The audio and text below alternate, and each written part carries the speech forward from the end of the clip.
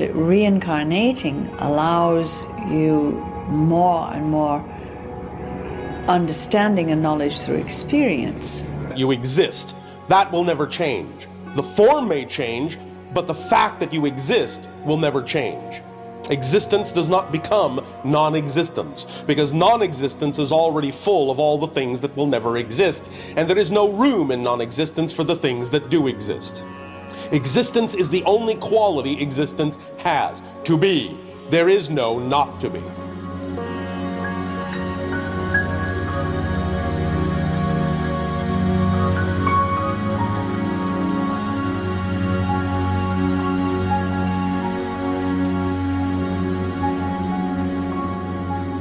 Jesus. A great teacher. No more the Son of God, however, than I am. you are. Exactly. A great teacher, yes. It makes a good story. Humans need a hero. They need sports heroes. They need political heroes, although there's not many. They need technology and science heroes, but they also need an icon that they can look up to and worship, because they don't go within. The archetype of the Jesus, the Savior, is still very powerful on the planet. And yet that slowly is being replaced by people finding it within themselves, instead of needing it to be out there as a figure. In the early days of the Catholic Church, there was, how would you say, a basic understanding that Jesus would appeal to the masses because he was a human, and that he would be such a fine example. It took them well over 500 years to even decide amongst themselves how he would be presented to the public. In your modern terms, would be how his PR campaign would be handled. So they developed this very interesting but not necessarily accurate story of Jesus, which wasn't even his real name to begin with. It was, when he walked on earth, it was Yeshua ben Joseph. They need someone to look to and to worship, and their leaders, even religious leaders, who have no idea of what the I am principle is about, who have no idea that the God is already within. They encourage their groups to worship some far-off Jesus, because it is a wonderful way of perhaps what you would call anesthetizing them a bit, take their mind off their daily pain, but it's also a wonderful way of controlling. So whether it is the Christian church, whether it is so many of the other religions, they create these icons, but the icons are out there somewhere, and they're generally hardly based in reality. For those of you who are, extremely light, guess what? You've had extremely dark lifetimes. You've probably done some extremely dastardly deeds. So that's difficult. A part of your quote-unquote New Age movement wants to be all light and all happy, and we'll tell you that is not what this lifetime is about, because there are prejudices there. All right? And the idea here is that you release all of that prejudice, all of that judgment against the dark, because you cannot have one without the other. Those who are biased to the light only are basically imbalanced, and they're going to have to then, sooner or later, experience their dark part, which they're deathly afraid of. They're afraid of that dark part within. Why do they label it dark? Why do they think it's evil? Is just another aspect of them. One doesn't want to be in the light by being in the denial of one's shadow. The idea, remember, is that growth is the product of integration of all that you are, not the exclusion of anything. It is the allowance that everything is valid, the balancing of everything is valid. That's why the more evolved you become, you actually become more aware of more dark, because you're willing to integrate it all and balance it all within you. And there are some who want to, step into that space and say, oh, I'm nothing but light. I haven't had any dark lifetimes. And we will tell you it is precisely the opposite. Because usually it's not until you have mastered the dark or some aspect of the dark that you are given abilities and to work in the light as well. Momentum to snap into the light is actually gathered by exploring the darkness as deeply as you can. Cryan says on the other side of the veil, it is much, much different. We don't have the minds we do now. We don't have the logic we do now. And this is like a play. This is, Cryan says, is very much like a play. When the guy, when the curtain closes and the guy with the knife who has been murdered by the other guy, the curtain closes, they all get up and go have a party.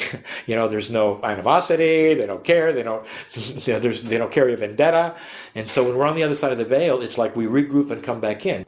So there are really no victims or villains? There are no victims and villains. And this, of course, will fly in the face of every single teaching that anybody's ever heard in this nation. There is also no heaven and hell. This is a very interesting theme, and I'm glad you asked that, because you know when I'm in Israel, which I have been numbers of times, especially in the heart of it, in Jerusalem, these questions are asked. It's inconceivable that Hitler is not in hell. There is a line you cross. That guy has got to be being punished right now. According to my channeling, the men and women I work with who channel, that is not the case. He came and he did something. He went to the dark side, if you want to call it, and a whole bunch of people went with him. And he had the choice, and so did they. And he created something that we just find abhorrent and just awful. And yet, you know, when the curtain closed, he got up and everybody gave him a party. That being who was Hitler agreed to be of service to that collective, to that group, through that genetic line. And that's a hard one for humans to see, all right? That's a very hard thing for them to begin to forgive. And then that goes back to the veil, of why the veil is placed there, here, so that you don't remember everything. Everybody who was what you would call adversely or tragically affected by the era of Hitler and by Hitler himself was there because they created together, they co-created that reality that was, from a human perspective, certainly a very tragic and sad and awful time in your history. But Hitler was the catalyst for growth in many people who participated in that Holocaust, and it really was a Holocaust in human terms. And so good did come out of that. The fact that such a being existed in your reality is part and parcel a reflection of what your reality allows, and thus it is a service to you to show you this is what you support. Is this what you want to continue to support, or do you want to change this in the future? So it can be used as a service in that way. So yes, on a soul level, it can be looked at as a service, even though on the human level, it may only be seen as an atrocity. We do not teach or believe that you have to repay past debts, if you will. And that's what many people see karma being. Like your past misdeeds from this lifetime or another lifetime, you got to make up for those. And that's, in our view, nonsense. If you want us to be more blunt about it, it's bullshit. Discussing what you would call the concept of sin has been done many times. And you will know that I will say this, and it is controversial to almost all that you have been taught. There is no such thing. Sin has been and is created by human beings. Wishing then to assign something to it, it is often then control. It is often then punishment. Or you will have some guru tell you what is appropriate and inappropriate to God. You are not in any way shackled by the past. Past of this life, past of many lifetimes ago. And so there's nothing to repay. And what you might say to that is that there must be inappropriate behavior. When you see those who are in prison for certain acts that are atrocious, when you see those who take lives, you would say, surely that is inappropriate. And I will say to you, that is exactly what it is in the scheme of the balance that you have chosen to create as your culture. But spiritually, it follows a pattern where those who have done it by free choice. And when they get to the other side of the veil, there is no judgment. Therefore, sin, by the very nature of its definition, does not exist as sin. There are no sins, that is to say, things that you do which then you will be punished for. All your power is right now, so it doesn't matter what's happened in the past. All that matters is where you want to go from here, and you have all the power to go wherever you want from here. Right here and now, you have that power.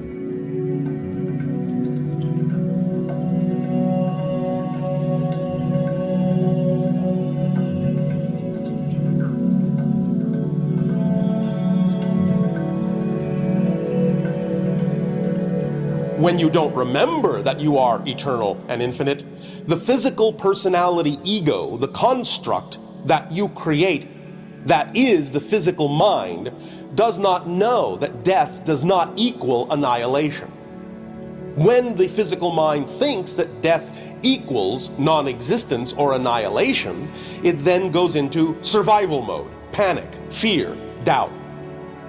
But when it understands that physical reality is simply a temporary manifestation, a mask, if you will, a projection of a greater consciousness that you are, and you understand that you always exist, then the fear of death vanishes. Let us say each time you conquer a fear, let us say each time you discover something about timing, your spiritual jar fills up a little inside. This spiritual jar is your Akash. It keeps track of the energies that you solve. And when you come back in the next time, all of that is ready at the same level you left it. You never have to relearn it. And many of you ask, what role do past lives play? And we will tell you, a very big one. All right? And they're not really past, they're concurrent. So as you are both working on things, both lifetimes are working on things, you are clearing things out energetically, all right, through both emotional bodies. That's enough to make your head spin. We have shamans walking around. We have the past Buddhas walking around who will never be Buddhas and never be shamans. But it's there. And all their life experience is there. Free choice determines whether they will open the closet.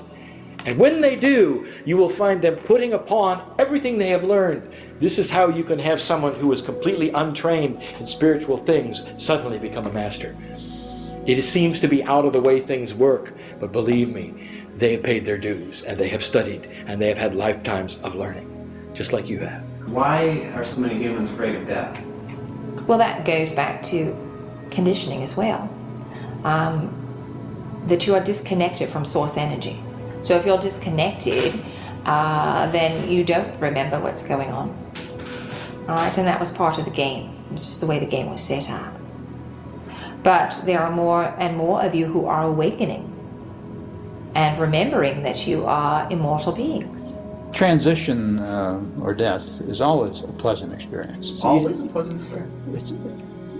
We're talking about at the moment you made your transition. When you come to the planet, there is a predisposition, you might say a groove that you would travel in, that has upon it a potential of your time of death. It is the human being who understands, however, that they can pop out of that groove and go in another direction with their own free will, which means that they will never meet their death in the groove. Therefore, we are saying this, that although the death is a potential around you all the time, and at some level that potential is known, you are still in control on this planet of your life in a grand fashion. There is no predetermined time that you are going to die. You will choose it at the moment by free choice in real time in 3D. The idea for most individuals when they pass on into spirit is that it's like for a physical person waking up from a dream. Just as you wake up from a dream during the night and say, oh, well, that's just fading away, that wasn't real. So too, a soul may find itself, a spirit may find itself suddenly in spirit going, oh, this is who I really am, that was just a dream. Dying is the easiest thing you'll ever do, because you are re-emerging back into the world of spirit, back to where you came from, back to your source. And it's always, it's like a breath of fresh air. It's like taking off a tight shoe. You feel that kind of sense of relief and release. And if you could get a small glimpse or remembrance of it, you would never fear death again, and you would go through the rest of your lives with a smile on your lips and with joy in your heart. There are energies of angels that you would call specialists. We're not compartmentalized to that degree, for we're all one. but we take our tasks and we do certain kinds of things for one another. And in that, you might say, some then come into the planet and some then are support. There are far more supporters than there are humans who come in. I am a supporter. All humans have guides and helpers. Yes, you are all connected to much larger families than you may be aware of. Many of the guides are simply friends that you've experienced other lives with, who simply may not be incarnating in the same time frame that you are, have remained in spirit for that duration to help you from the other side, so to speak. You are never alone. There's always help out there, no matter how far down you think you've fallen. The idea is that often a guide will attempt to remain unobtrusive also in giving you the information, because the whole point of guiding you is to actually teach you to be your own best guide. So the idea is that many times a guide will use the props that exist in your own physical reality